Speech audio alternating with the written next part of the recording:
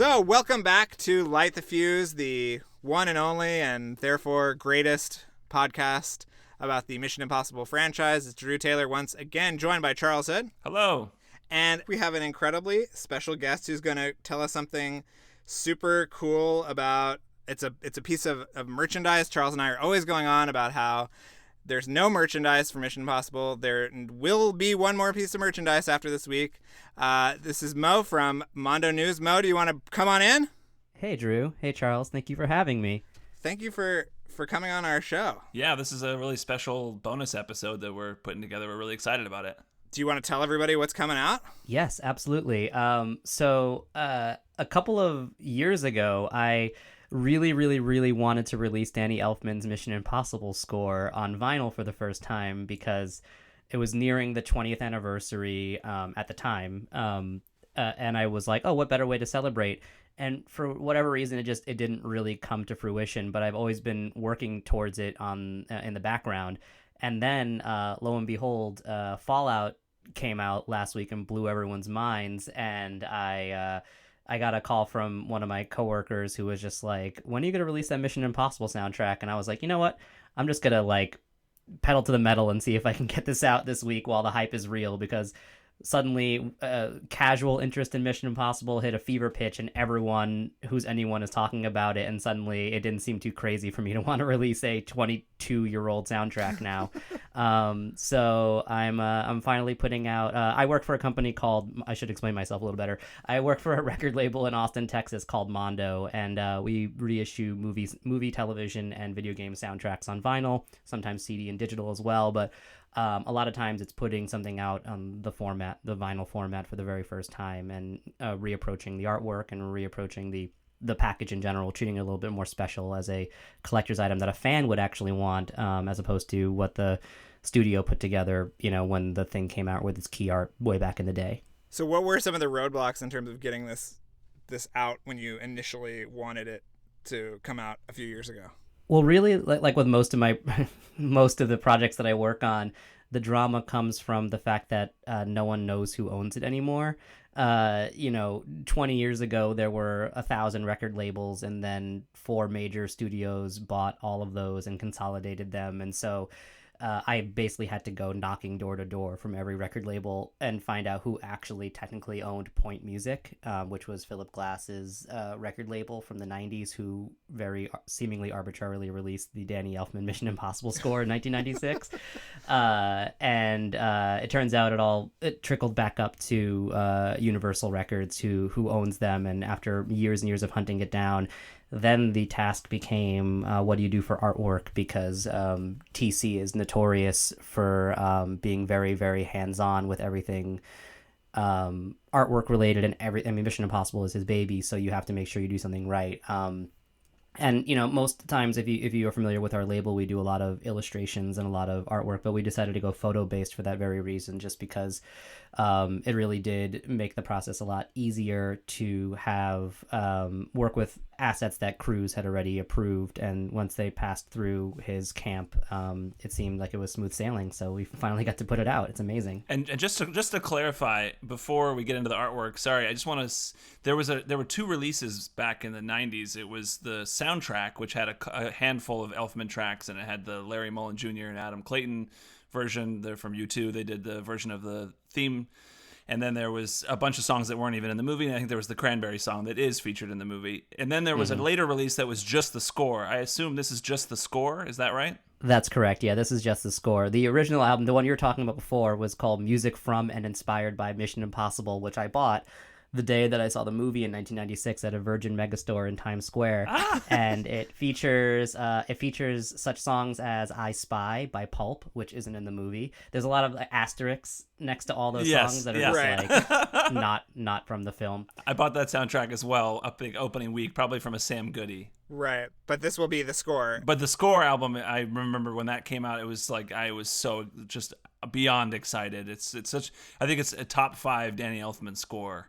But anyway, sorry. Let's. I think Drew, you were going to ask about artwork. Well, Charles, this podcast is not all about you. Okay, we have a guest on this. It's about podcast me and my relationship with my father. We all know that's this. True. That's true. That is a motif that's running through the whole entire series, and I love it. So yeah, who did you get to do the artwork? If you look at Charles's avatar, his film Night Owls, the poster was done by Jay Shaw, who you work with at Mondo. Yeah, I wanted to ask about Jay Shaw. Is he still at Mondo? He is. He's actually at a gaming convention right now in Indianapolis called Gen Con. He's pivoted away from being our de facto genre artist to being the head of our board game division. I don't know if you knew this about us. We have a tabletop gaming division. We're releasing tabletop games for Fight Club and Jurassic Park this year. We did The Thing last year, and it went over really huge. So we're sort of going all in on board games, which is really fun for me because I love them. That's awesome. But no, Jay hasn't really done like a poster for us in a very long time. It's actually this like running joke now that you go to his house now and he hardly has any art hanging on his walls. He just has like shelves and shelves and shelves of board games. I want to try to convince him to do my next movie because we were so fortunate. The poster he designed for us for Night Owls ended up being the key art that and it's still being used by iTunes and Vudu and Amazon Prime. Like it's the distribution company Orion. They're owned by MGM. They chose to use Jay's artwork because they tried to come up with something better, and I was so relieved when they stuck with Jay's art because it was just perfect. I loved it so much. Well, he'll come out of retirement for you, Charles. I'm sure. I hope so. Jesus Christ. Unless you want to make a board game for your upcoming movie, then maybe yeah. Yeah. So who did do the sort of photo collage for this one? Well, no, there's no artist affiliated with this okay. particular project, which is sort of a misnomer. Again, Mondo is sort of everyone looks to us for illustrations, but no, we went basically a nice like classic photo collage. I actually looked at a lot of like soundtrack albums for like The Saint and the original Mission Impossible album and put together this nice motif that I would like to, if possible, knock on hypothetical wood that we get to do more of these down the line. I'd like it to be a nice collector set that all sort of mirror each other, that all follow the same template using photos from the films. Well, I was going to ask. I mean, these movies are known for their scores and known for how different the scores are. I was going to ask you first, is the first Mission Impossible your favorite score of these series? And secondly, obviously, I think you kind of answered that, but would you like to put out more of these in the future? Yes, I don't want to imply that there's like a huge gap between my love of the Danny Elfman Mission Impossible score and the rest. But there is, and I love, and that's the thing is I don't want to say that the other ones are worse or bad or not as good, but Elfman's score is so good that it is in like some of my top 10 favorite scores for any movie ever. So that's like a high thing to hit. That said, I love Giacchino's work. I also really like Joe Kramer's score, and spoiler alert, I think Lorne Balfe's is the second best Mission Impossible score. Ooh. Wow. Well, we're going to have him on the show in a couple weeks, so he's going to love to hear that. Fallout, the score to Fallout is incredible. Yeah, Mo, I'm pretty much in complete agreement with you. Definitely on Elfman. Like, it's one of my favorite scores ever, period. And then I think it's the best. It's definitely the high point of the series in terms of scores. But my second place, I don't know. I'd have to think about that. I really did. I think Giacchino does amazing work with the non-theme stuff in Ghost Protocol. Agreed. And then I think Joe Kramer does really great stuff with the secondary theme, the plot, in Rogue Nation. And then I think Lorne Balfe brings a whole different approach to it. It's like a darker score, and he has this really great little, I think we talked about it in our big Fallout breakdown that is coming out in a couple weeks, but there's like a little piano melody that he does that's really cool. It feels almost like out of a 70s spy thriller, like Parallax View or The Conversation or something. Yeah, I know exactly what you're talking about. It's there's a track off the score that I've been listening to on repeat called like Stairways and Rooftops, which is the big chase sequence. It's during the foot chase, so that must be it. Yeah. Mm-hmm. Yeah. It's real good. It's real good.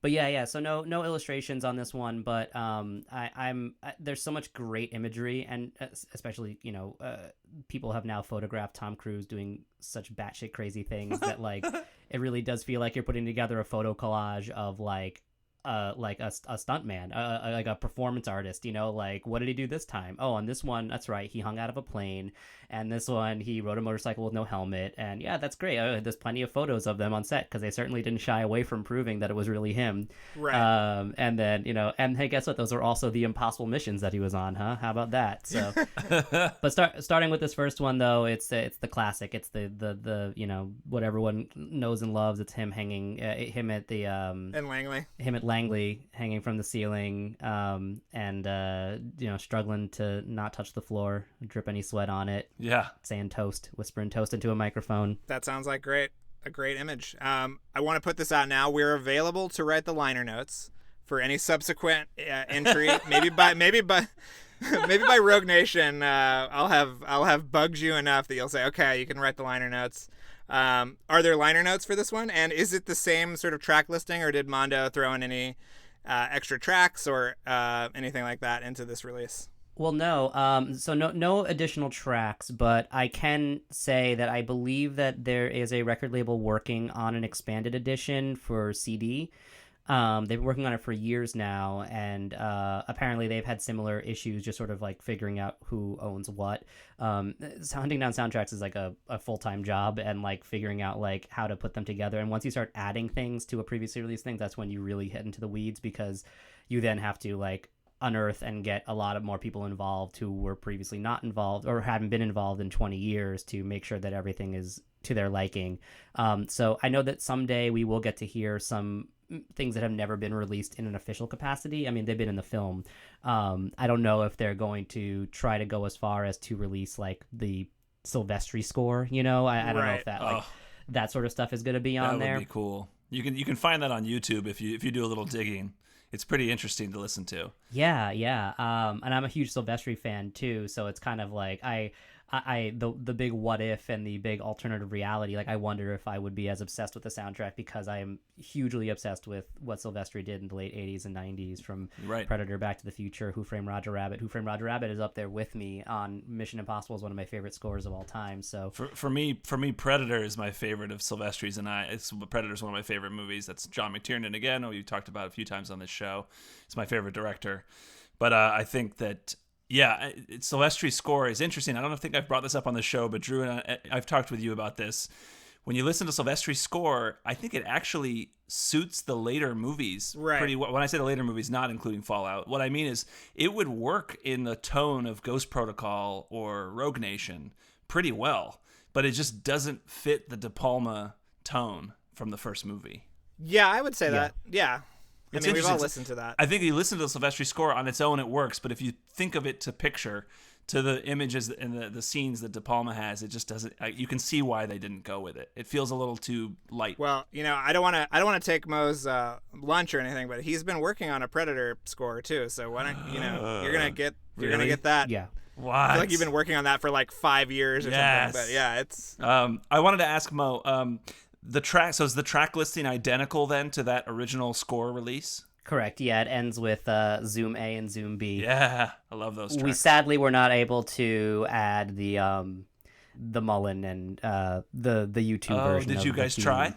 Yeah. Oh yeah. We definitely tried. That but again, a lot of the best intention. You know, like I think about this way, which was that like when we hit the first snag on whether or not we could or should. I remember thinking to myself, well, would that mean that people would want us to add the Limp Bizkit song to the end of the Hans Zimmer score as well? And this is no disrespect to anyone who really loves that song. That song has like a special place in my heart for like a very weird time in my life, both in a sincere way and an ironic way. I'm talking about the Limp Bizkit version. I just think that it's probably best to keep them separated, so to speak, and just say like, you know, someday, somehow, maybe someone will do a reissue of because you can find. I was digging through at a record store in Houston, and I stumbled upon that U2 as a 12-inch single, maxi single with 3 remixes. Oh, so wow. it's out there on vinyl. Yeah. It's Really? No artwork. It was just like a white label thing that was like sent out as promos to record labels and stuff, record studios and stuff. So it's out there. You can go on Discogs, I'm sure, and find it for like a couple of bucks.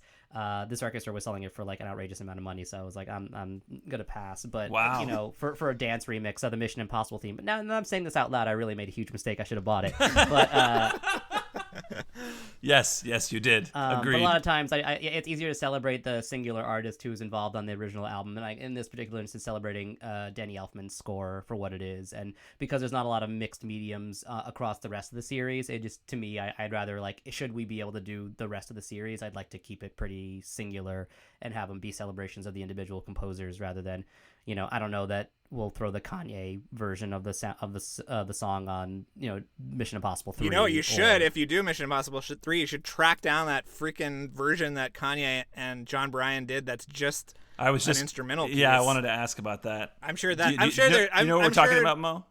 I know what you're talking about because I listened to your Mission Impossible 3 podcast, and I have yet to hunt that song down and listen to it for myself. Is it something you can find on YouTube, or is Not it something really? that's like... No. So anybody who missed our previous episode on MI3, during the closing credits of MI3, if you keep listening past the Kanye song, there is then another version of the Mission Impossible theme that is done by... There are no lyrics. It's just the Mission Impossible theme. It's produced by Kanye and John Bryan. And John Bryan was the composer for early Paul Thomas Anderson movies. He did Lady Bird last year. He did Eternal Sunshine of the Spotless Mind. So yeah, we are dying to get this track that John Bryan and Kanye did, which is their version of the Mission Impossible theme. I would love to have. The only thing harder than getting Tom Cruise's approval for artwork is probably getting Kanye West to sign off on that track for the vinyl release of the soundtrack. So you never know. I mean, I can always reach out to people at the studio and see what they say. It's always a funny exercise seeing what is off limits and what isn't, because sometimes, you know, you sign off on things in perpetuity and they just go away, and they, you know, Paramount owns this thing, and whether they choose to release it or not is up to them. It's one of those things. Or again, like I said, with the unreleased aspect of certain elements of the future CD version of the Mission Impossible soundtrack, it also may just hold it up for years and therefore may not be worth the battle. But who knows? I mean, again, as an archivist, like, it definitely is worth it. And I hope that what I'm doing here, what Mondo's doing here, and what other record labels are trying to do with these expanded editions brings more merchandise or music related merchandise out there into the world. Because again, there's not a ton of merchandise. I mean, back when in 96, or maybe it was 97, it was like a full year after the fact, I remember finding there were Mission Impossible action figures. There was one of Tom. It's funny you say that. It's funny you bring that up. I just got mine in the mail yesterday. I've got Ethan Hunt Fireman. Yes, yeah. I had that one. Just got it in the mail. We're gonna do later on. We're gonna do an episode about board games and toys and video games. We're gonna do episodes on all that stuff, and so we're just sort of gathering all our info on that. Our miscellanea, yeah. Well, I was gonna ask, Mo, did your kind of enthusiasm for Mission Impossible like bleed into the other sectors of the business? / did you start peppering people with, you know, we could have a poster and some pins, and, you know, it would really be great if we got some of this stuff out? Or are you just sort of like, you're on that soundtrack game, you're not gonna mess with anybody, this is your mission to get this thing out, and that was it? Well, not to get too like inside baseball about how a lot of like merchandising works. It's again, I work for a consumer products company, so this is not like out of the realm of what we do, which is like what works, what doesn't work, what would we want to see happen. I mean, a lot of times what Mondo does is we just all are following our bliss, and so the poster department is following their bliss, and the board game department is following their bliss, and I'm over here making the Josie and the Pussycat soundtrack and the Mission Impossible soundtrack, you know, happen within a couple months of each other, which are like two of my favorite very, very different kinds of music, you know, albums, a reality. I'm making basically what I would have loved from 1990 to 2005, you know. But that said, like, we all saw Fallout. We all were obsessed with it, and it did what it did to America, which was just remind everyone that this series is perfect, you know, like warts and all. One of the best things that happened was right before Rogue Nation. I actually we did a marathon here in Austin where we watched all 4 of the movies leading up to Rogue Nation on the big screen on 35 millimeter, and wow, that is awesome. I'm telling you, it it changed Mission Impossible 2 for me. Like, Yeah. I had not seen it really since home video in 2002 or something like that. And then when I saw it on the big screen in 2016, 2015, and I was just like, oh my God, this movie is still batshit crazy, but this movie is also like perfect for what it is. Right. Like every single movie is perfect for what they are. And it started this like, and everyone in that theater, and then it's sort of just been this like weird word of mouth thing that like now people aren't in like the corners whispering about how much they love Mission Impossible. Like now we can all just be like out and proud Mission Impossible fans. And maybe that'll lead to more merchandise from Mondo. I don't know. But really, like I said, our own departments sort of carry their own torches, and so I'm gonna, I did the soundtrack to this obscure video game called Katamari Damacy this year, and that led to the rest of my company really wanting to do Katamari products. So we're also doing more merchandise for it later this year as well. So maybe that'll happen. Crossed. Maybe I'll do Mission Impossible, and everyone. Yeah, I mean, we'll do some pins. We can only hope, because we need more stuff. There's not enough stuff. There's not enough mission merchandise for Mission Impossible. There just isn't. There isn't. I want to give a shout out to, we're talking a lot about Danny Elfman and how amazing his score is, and I'm so excited this album's coming out, and I can't wait to see the artwork and listen to it and buy it and all that stuff. I'll definitely pre-ordering as soon as I can. It comes out the Friday, August 3rd. That's right? That's correct. But I want to give a shout out to Steve Bartek, Danny Elfman's orchestrator, who was also his lead guitarist in their band together, Oingo Boingo, in the 80s. Steve Bartek does amazing work on this Mission Impossible score as the orchestrator. And also, we brought up John Bryan before. He's been John Bryan's orchestrator since, I think, going all the way back to Eternal Sunshine of the Spotless Mind. He also did Lady Bird for John Bryan last year. Anyway, so I just wanted to also say Steve Bartek is awesome as well. Well, we've talked about how much of a pain in the ass this score was to put together, and I just talked to Danny Elfman a couple of weeks ago and brought up the fact that he recorded it all in less than 3 weeks.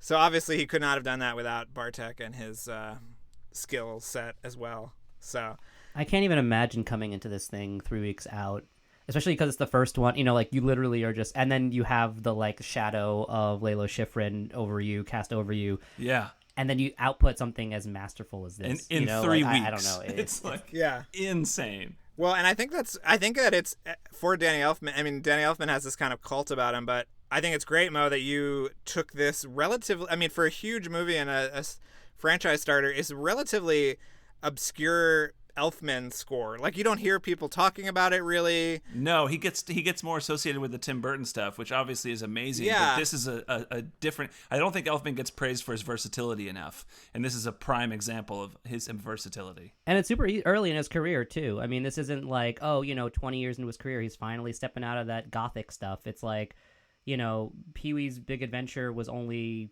like a decade before this, and then he did a couple of Batmans, a Scissorhands, and then he started like really playing around with tons of different genres. I mean, there's everything from Dolores Claiborne to this, like he very quickly was not just Burton's guy, which is something that even I had to be reminded of like a couple of years ago when I was like, well, he only started doing like weird stuff like after him and Burton, like after Burton started to slip, but no, in fact, the 90s were full of really interesting Danny Elfman compositions. Yeah, and he's been doing work with Gus Van Sant since the early 90s as well. Like, he's been scoring most of Gus Van Sant's movies since then, and those are very different, obviously. Yeah.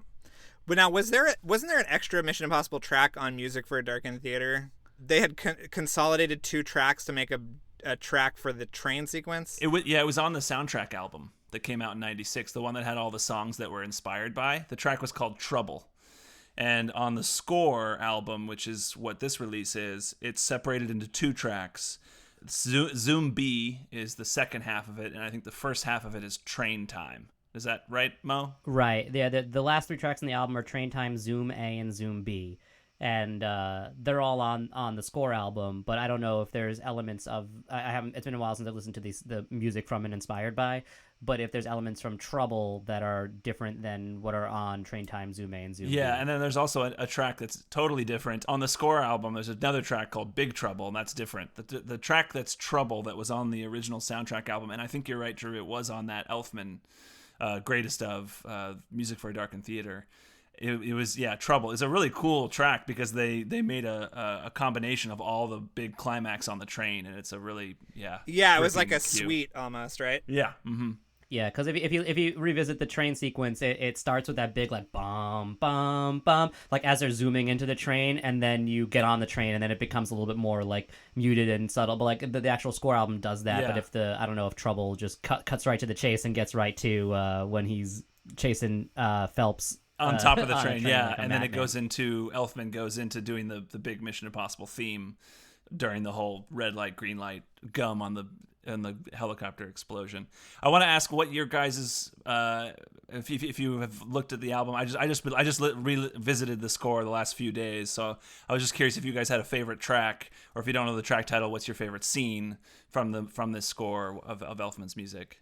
Mo, do you want to? You've been working on this thing for however many years. Yeah, I mean, the heist is the big one. Zoom B is like the last track on the album, and the train sequence is essential film scoring for me. Like, it is just so out of control, and like things about it that like on paper like just don't make sense to me. Like, I have no idea how you come up with, like, again, like I play a little bit of music myself on the guitar, but I have no idea how you write something that dissonant but also rhythmic and also like earwormy. Like, there's a sequence, I guess it's the end of Zoom A actually, where it's like they're about to go into the tunnel, and there's just like these screeching violins that feel like they're playing like out of time with each other, and they're like discordant, and then but at the same time there's a very clear melody happening, and it's just like pulsing and pulsing and pulsing, and then they go into the tunnel, and then and then Max goes damn, and then then you get back to the train. But it's like that moment right there is something that like it gives me goosebumps when I think about it, but also when I listen to it, it's crazy. Yeah. Drew, do you have a favorite? Yeah, I'm gonna say something boring because it's probably the most Elfman-y track, but I love that track where Phelps and Ethan are talking later in the movie, and he's kind of playing back what actually happened, and it's those crazy choral arrangements, and it's just Betrayal. Yes, that is just a beautiful piece of music. That's what I was going to say is my favorite as well. It's I mean, I think the way he hits the main theme, I said this in our episode about the first movie, I think he hits the main theme better than anybody else. So I love that track for the main theme is obviously incredible. But Betrayal is, when I listen to it, I get a emotional reaction every time I listen to it. It is just such a fantastic track. So yeah, Betrayal I would say is my favorite as well. Right. And I was talking with Kevin Blumenfeld, who scored our intro piece of music, and he scores all the movies that I do and TV show stuff. Kevin Blumenfeld's amazing. He was talking about Betrayal, and he was saying, it's almost a sister piece to. There's a track in the first Batman movie. There's a flashback where Bruce Wayne remembers when his parents were killed, and it's sort of a sister track to that. And he was just talking about how it feels kind of reminiscent of it, but it's like a step forward, and he's gone beyond it, and it's better than that. Yeah. Yeah. Mo, I'm curious to hear your rankings of the movies. Oh man.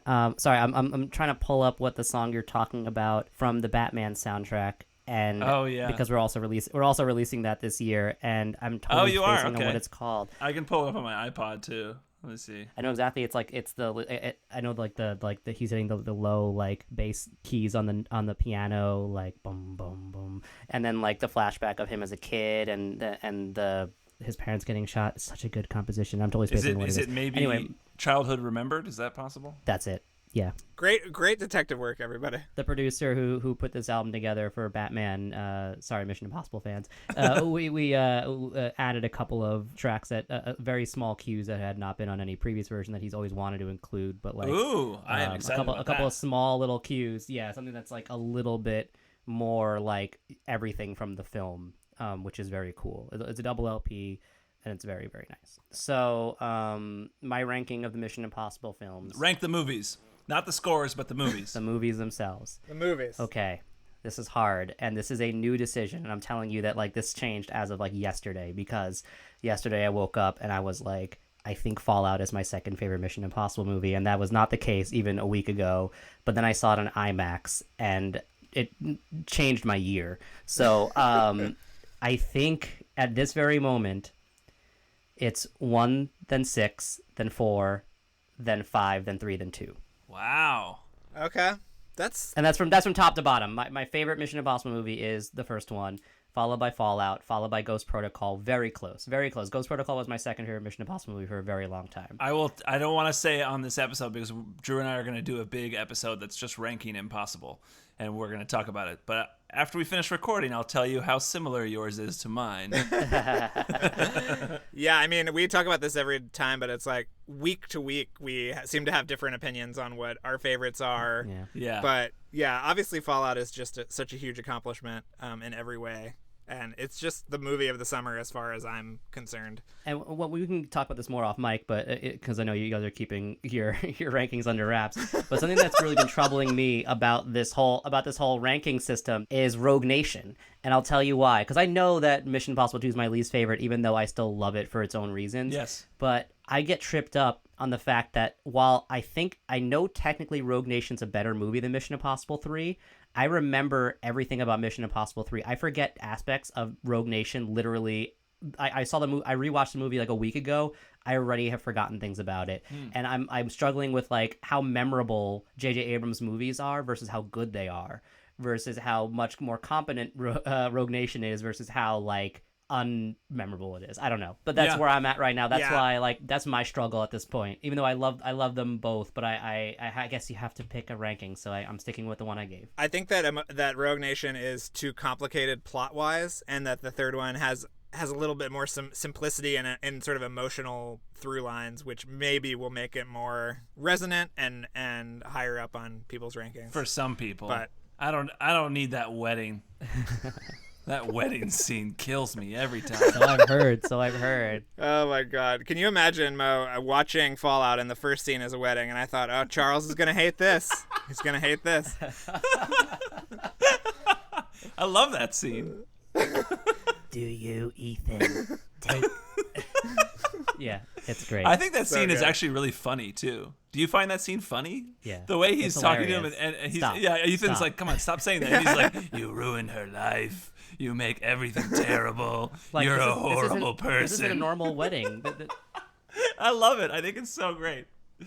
But hey, Mo, you can always come back. If I hope you get more Mission Impossible scores. So it's okay if your ranking changes. You can always come back and let us know how it's changed. That's true. Thank you for that loophole. But this is the reason why you guys don't want to say it out loud is the same reason why I need to stand by what I just said. Right. I respect 2018 that. Mo believes that Fallout is the second best Mission Impossible movie, and should we live in a time where anyone dethrones the De Palma one, like bring it on, because then you would literally be making one of the best films ever made. Yeah. We are in agreement on that. Mo, do you want to pitch stuff? Or plug stuff, I should say. So if any of my rambling appealed to you at all, or the idea of movie scores on vinyl is not something that makes you roll your eyes, you can find us at mondotees.com. That's mondotees.com. The tees is in the name, but we don't really sell a ton of t-shirts. We're mostly posters and vinyl and collectibles and board games, and we also sell t-shirts, but that's not really all we're known for. You can find us on social media at Mondo News pretty much everywhere. And yeah, check us out. We release something new literally weekly at this point, which is crazy for me to admit, but like looking at my schedule, I'm like, oh, I literally have a new release coming out every week.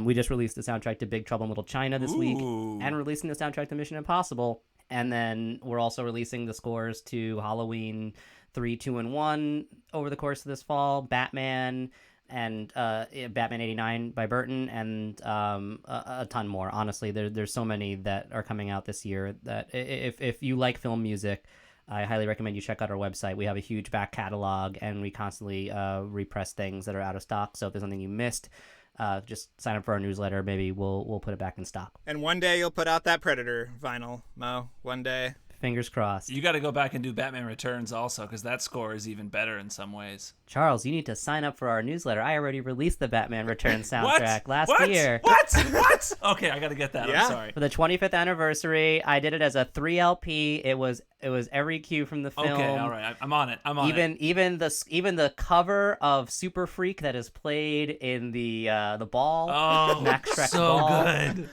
You guys also have that Susie and the Banshees song on there too? Yep. You bet, face to Okay, face. yeah, I'm Telling you. all over it. Drew, I'm you sorry. need to set. I'm sorry. I'm bad. I'm a bad hype man. I was gonna say that one of my favorite releases this year that Mo put out was the beautiful Michael Giacchino Speed Racer score with amazing Craig Drake artwork. Thank you. I think I sent Charles a picture as soon as it came in. All the artwork that comes out of Mondo is like absolutely breathtaking, so beautiful and awesome. It's always so amazing. Thank you. That's very, very kind of you. Mo, I just want to say thank you so much for coming on the show, and please come on anytime you want. This was such a blast. You're our first guest, right, Charles? Yeah. Yes. Yeah, you're our first guest of many. And from Charles and myself, thank you guys so much for listening, and we'll see you next time. Bye. Thanks again for listening, everyone. And before we go, another mission, should you choose to accept it. Please rate, review, and subscribe to the podcast on iTunes. And remember that you can follow us on Twitter and Instagram at LightTheFusePod, and email us questions or comments at lightthefusepodcasts@gmail.com. If you'd like to watch the original Mission Impossible television show, all 7 seasons are currently available to stream on Amazon Prime. This message will self-destruct in 5 seconds.